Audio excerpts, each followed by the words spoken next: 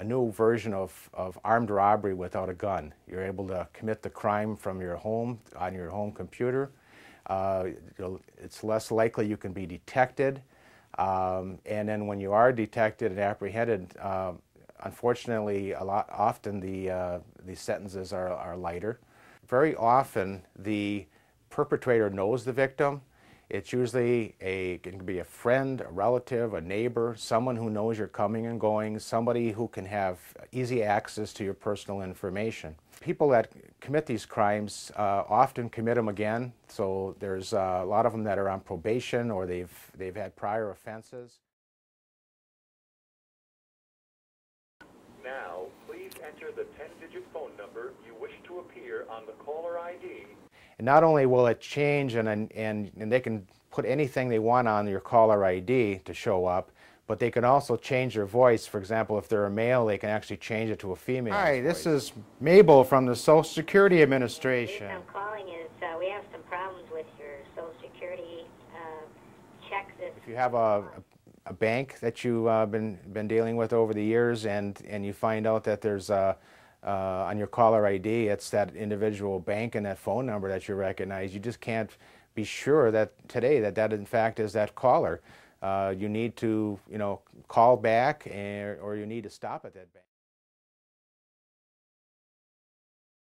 This is a device, it's called a keylogger. Every keystroke will be stored on this device.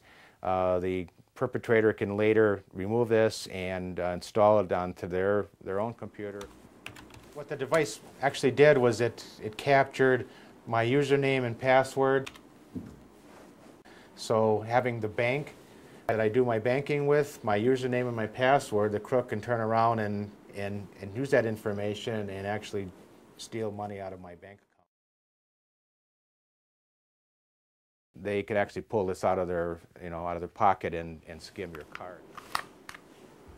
And you can see this is all the information that's on the magnetic strip of the credit card. The full name, the expiration, and also the credit card number itself. They can take a blank magnetic strip and emboss that information back onto the card, and the card can be used as a counterfeit.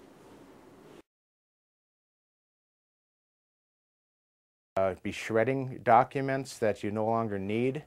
Don't just throw them out in the trash, because there are people that do dumpster diving and will retrieve that information and use it. Check your credit report regularly. There's 3 credit reporting agencies. If you go to annualcreditreport.com, you can obtain a free credit report from each of those each year. When you're traveling, you should carry as little as possible when it comes to credit cards. I would suggest only using 1 credit card if possible. Avoid using debit cards where, if somebody has access to your PIN number, they can actually tap into your personal bank accounts. I would try to avoid using the social internet cafes that are available out there, because there are devices out there that can capture whatever you're entering into a computer if it's out in the public. Wireless computers are a real problem, because a lot of the wireless systems are not adequately protected.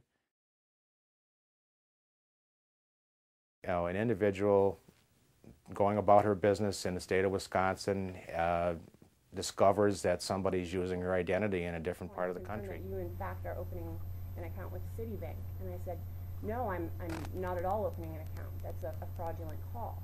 We were able to track down the perpetrator, who was working at a company in Colorado. The individual had a prior history of committing identity theft.